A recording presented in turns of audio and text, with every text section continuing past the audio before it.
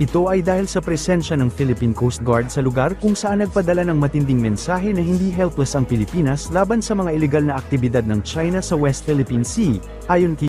Teka lang, kaya naman mga utol, kaya naman talaga nakakalabas-pasok pa rin itong China, itong mga China Coast Guard at Chinese Maritime Militia dyan sa ating mga katubigan, dahil na rin sa kakulangan natin ng mga asset o kakulangan ng mga barko. Okay, yung mga magmo-monitor sa ating katubigan, napakalawak niyan. Tapos konti lamang, limitado yung ating mga meron pa tayong Scarborough Shoal, meron pa tayo dyan sa Spratly Islands pa lang. Napakaraming dapat ikutan itong Philippine Coast Guard. So kulang na kulang ang ating mga barko para ma-monitor lahat ng activities na nangyayari. Kailangan nating ma-monitor yon kasi nga may threat ang China. O kagaya nun sa Skoda Shoal, kung hindi yan napansin, di magtutuloy-tuloy mga utol. So ang problema, kailangan mag-deploy tayo doon 24/7 ng ating barko. So mababawasan na naman yung mga magmo-monitor para umikot naman sa buong kapuluan natin. Yung Coast Guard, diba?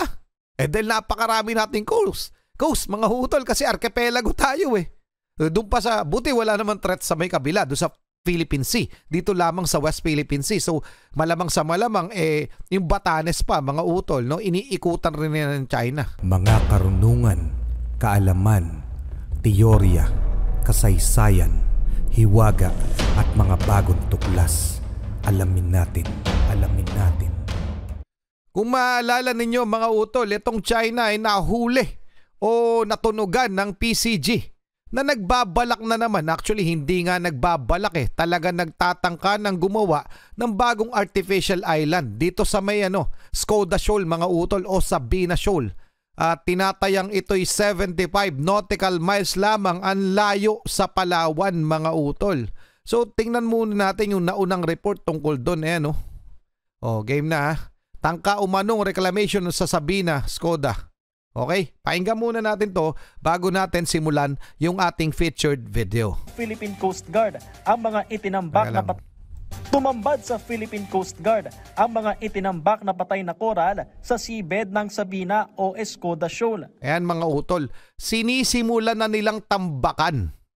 At yan yung natuklasan ng ating Philippine Coast Guard. Sa madalit sabi, talaga nagsisimula na ang reclamation area o pagtatambak nila ng mga corals, mga durog na corals para maging artificial island in the near future. Parang ganon mga utol. Tuloy muna natin. Sa iba pang bahagi ng Sabina Shoal, mayroon ng elevation ng artificial sandbars. Naobserbahan ito nang i-deploy ang isa sa pinakamalaking barko ng PCG, ang BRP Teresa Magbanwa, noon pang Abril. Ayan mga utol, meron ng ganyan May sandbar na sa gitna ng sa may Sabina Shoal mismo. So tinatambakan talaga ito ng China Coast Guard. So ito ay talagang huling-huli na nila. Na syempre kung ito'y mapapabayaan, talagang eventually bigla na lang itong lalaki at wala nang magagawa na naman ng Pilipinas. So bumalik na tayo sa ating featured video. Ayan. Kagandahan dito, ayan sabi yung title, wala silang nagawa. Napigilan ng Pilipinas ang pagtatayo ng China ng artificial islands sa West Philippine Sea o dito sa may Sabina Shoal. Ito'y mula kay Aerial TV. Pakisubscribe siya, pakilike na rin yung video. Game na. Mamaya babalikan natin yung naunang report mula sa PTV. Magandang araw mga ka-Aerial Defense, may ibabahagi na naman ako sa inyo dahil ngayong araw na ito ay may bagay tayong pag-uusapan. Philippine Coast Guard na pigilan ang artificial island ng China sa West Philippine Sea. Pero bago tayo magpatuloy, huwag mo muna kalimutan mag-like, share, and subscribe. Paki-follow at like muna ng aming page na nasa description namin. Aerial TV. Napigilan na ang hinihinalang reclamation sa Skoda Shoal. Sinabi ng Armed Forces of the Philippines nitong Lunes. Sinabi ni AFP spokesperson Colonel Francel Margaret Padilla na ito ay dahil sa presensya ng Philippine Coast Guard sa lugar mula noong ika-15 ng Abril. Yes sir, mula po nung na-monitor po natin na may ganito pong activities na nangyayari dyan sa shoal na yan, foremost sir, ang Coast Guard po ang nandiyan. Constantly na po silang nagpapatrolya dyan ngayon. So their presence is there constant, tuloy-tuloy na po sila for 26 days nga po. Ayan mga utol, Ito yung Sabina Shoal, yung Skoda Shoal, dito nagtatambak na ng mga corals at nagkaroon na ng sandbar. Dito na nagtatambak yung China. Okay mga utol, ganyan siya kalapit sa Palawan. So sa madalit sabi, kasi itong buo na to ay kasama pa ng ating exclusive economic zone. Isipin mo 75 nautical miles lamang ang layo sa Palawan. Atin talaga ito hanggang dito sa Mischief Reef na siyang inaangkin ng China. Tapos naglalagay sila. Akala nila hindi mauhuli. Ang kagandahan kaya napipigilan talagang tinututukan na ng Philippine Coast Guard. Dapat nga hindi lang Philippine Coast Guard ang magbantay dito dahil baka, 'di ba? Alam naman nating nakakablabas-pasok yung mga China Coast Guard dyan sa ating mga teritoryo, 'di ba? 'Yan ang problema Nakakalabas-pasok sila pero hindi tayo pumapasok man lang sa kanilang teritoryo. Ito'y teritoryo na natin. Ito'y inaangkin nila. Tapos dito pa sila maglalagay, 'di ba? Okay? Ang kagandahan lang, talagang binabantayan at tinututukan ng Philippine Coast Guard para hindi na tuluyan. Kasi kung pababayaan yan, talagang lalaki yan at magiging artificial island. So, ganun na naman mangyayari. 'Di ba mga utol? Dapat talagang tutukan nila. Yan ang pinakamaganda dyan. Tuloy muna natin. Napansin na po natin na wala na nga pong activities to continue on with their yung kanilang mga activities to reclaim that area. So mayroon na lang daw mga observed na may mga divers po silang dinedeclare according to kay Commodore Tariela po, ang tagapagsalita ng Philippine Coast Guard, but yung mismong malakihang operations to reclaim these islands, wala na pong gano'n. So na-deter naman po natin in a way. Nauna nang sinabi ni Tariela na dinploy nila ang isa sa pinakamalaking barko nito, ang BRP Teresa Magbanua sa lugar, na 75 nautical miles lamang mula sa baybayin ng mainland Palawan, na nasa loob ng exclusive economic zone ng bansa. Sinabi ni Padilla na ang deployment ng sasakyang ito ay nagpigil sa aktibidad na ito, nagawang pigilan ng mga tauhan ng Philippine Coast Guard ang planong magtayo ng artificial island ang China sa Escoda Shoal. Ito ay dahil sa presensya ng Philippine Coast Guard sa lugar kung saan nagpadala ng matinding mensahe na hindi helpless ang Pilipinas laban sa mga ilegal na aktibidad ng China sa West Philippine Sea, ayon kay Teka lang, kaya naman mga utol, kaya naman talaga nakakalabas-pasok pa rin itong China. Itong mga China Coast Guard at Chinese Maritime Militia dyan sa ating mga katubigan, dahil na rin sa kakulangan natin ng mga asset o kakulangan ng mga barko. Okay, yung mga magmo-monitor sa ating katubigan, napakalawak niyan. Tapos konti lamang, limitado yung ating mga meron pa tayong Scarborough Shoal, meron pa tayo dyan sa Spratly Islands pa lang. Napakaraming dapat ikutan itong Philippine Coast Guard. So kulang na kulang ang ating mga barko para ma-monitor lahat ng activities na nangyayari.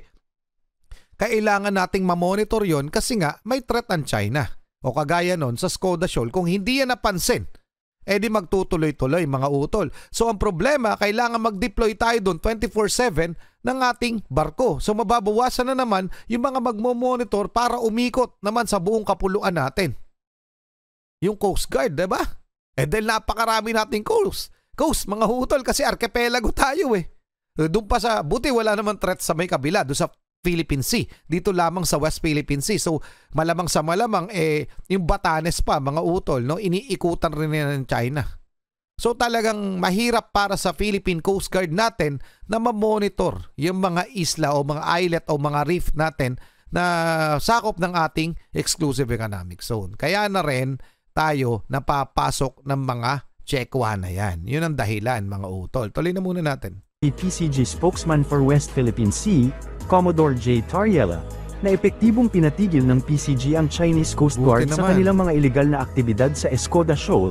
Dagdag pa ni Tariela na tumigil ang China sa kanilang mga aktibidad dahil sa presensya ng PCG, subalit nagdi-deploy ang mga ito ng kanilang mga divers kung saan nagsasagawa ng mga measurement. Kasalukuyang nakadeploy sa West Philippine Sea ang BRP Teresa Magbanua, kung saan 26 na araw na ito ngayon sa bahagi ng Escoda Shoal. Inihayag ni Tariela na malaking tulong din sa pagbabantay ng ating teritoryo sa West Philippine Sea ang pagdating ng 77-meter vessel mula Japan.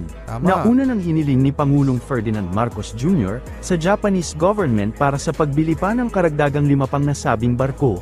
Kinatitiyak ni National Security Council Secretary Eduardo Año sa Philippine Coast Guard at Armed Forces of the Philippines na walang anumang reclamation activities ang magaganap sa Sabina Shoal sa West Philippine Sea. Nababahala kasi ang National Security Council o NSC sa posibleng pagtatangka na namang reclamation activity ng China sa Escoda o Sabina Shoal. Inihayag ni NSC Assistant Director General Jonathan Malaya na paitingin pa ng puwersa ng gobyerno ang pagbabantay at surveillance sa lugar. Kasama na rin sa iba pang teritoryo ng bansa tulad ng Sandy Cay 1, 2 at 3. Well, we are alarmed by this, partner. The National Security Council is alarmed by this. Kaya nung na-receive naman ng report from the Philippine Coast Guard, kaagad nag-utos si Secretary Eduardo Año na ilabas ito sa publiko in consonance with our transparency policy. Kaya hindi natin tinatago kung ano yung mga nangyayari sa Sabina Shoal. And this comes very close to Pag-asa Case 1, 2, and 3, partner. No? Again, crash coral na naman. Obvious na it's from another place, dinagay doon, and now we are seeing it in Sabina Shoal. So Yes. We are alarmed by all of this development, at kaya the National Task Force West Philippine Sea led by Secretary Año has already directed mas maigting na pagbabantay sa lahat ng mga features natin at lahat ng mga features within the West Philippine Sea, within our 200 nautical miles exclusive economic zone, kasi wala pong magbabantay dyan kundi tayo. Tama, mga utol. Ang problema nga, number one na dilemma nakakaharapin tong Philippine Coast Guard at saka kasama na ang Philippine Navy yung kakulangan ng ating mga asset, yung mga i-deploy na mga barko.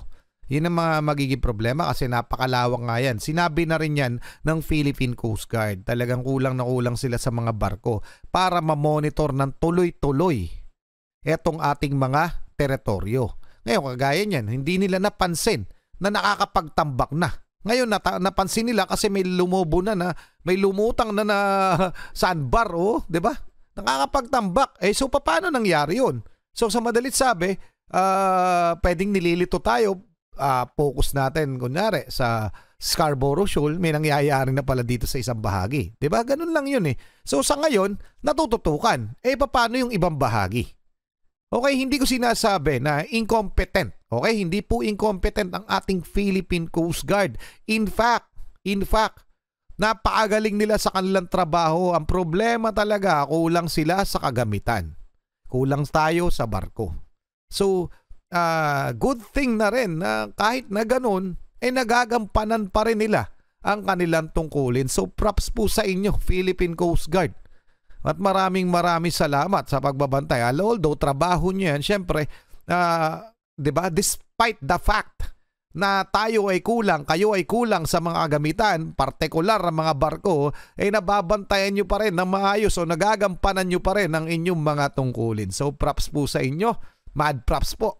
Dati sa lahat ng mga Pinoy na talagang nagtitake part dito, kagaya doon sa isang kabataang party list o akbayan party list na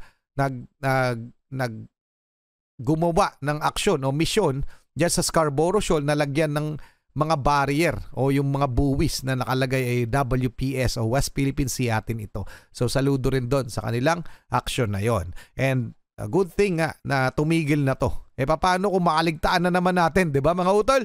Bago tayo magpatuloy, tingnan muna natin to mula sa Bombo Radyo, dahil di umano mula dito sa Bombo Radyo ay nag-deploy na ng Philippine Navy warship para bantayan ang Escoda Shoal. Okay? Isa na to mga utol. Yan. Nag-deploy mga kabombo, mga ka-Star Nation, ang Philippine Navy ng barkong pandigma sa Escoda Shoal o mas kilala sa tawag na Sabina Shoal.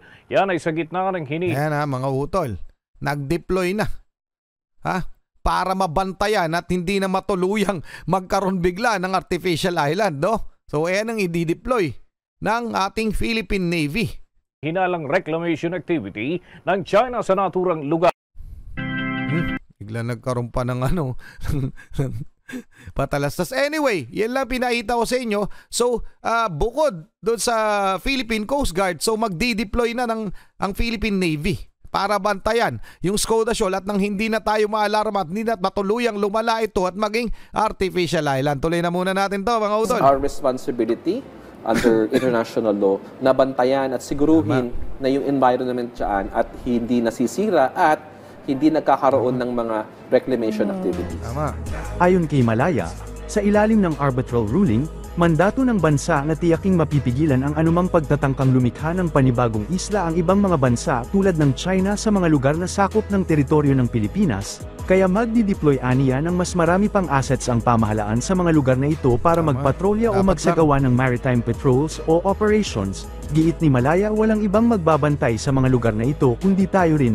Ang mga durog na corals ay itinapon sa Escoda Shoal, tanda ng isang plano na maaaring maging panimula sa pagbuo ng isang bagong artificial na isla doon, sinabi ni Commodore J. Tariela, tagapagsalita ng Philippine Coast Guard para sa West Philippine Sea, na nalaman ito sa deployment ng BRP Teresa Magbanua sa lugar.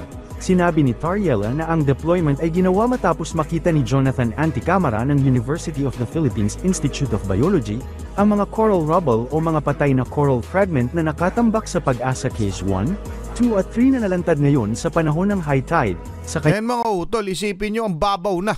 'Di ba? Talagang tinatambakan na. Anyway, hindi na to hinala. Talagang kung ito'y mapapabayaan, baka mauwi nga sa isang artificial island. So, one good thing, no? Props sa ating Philippine Coast Guard. Good job po.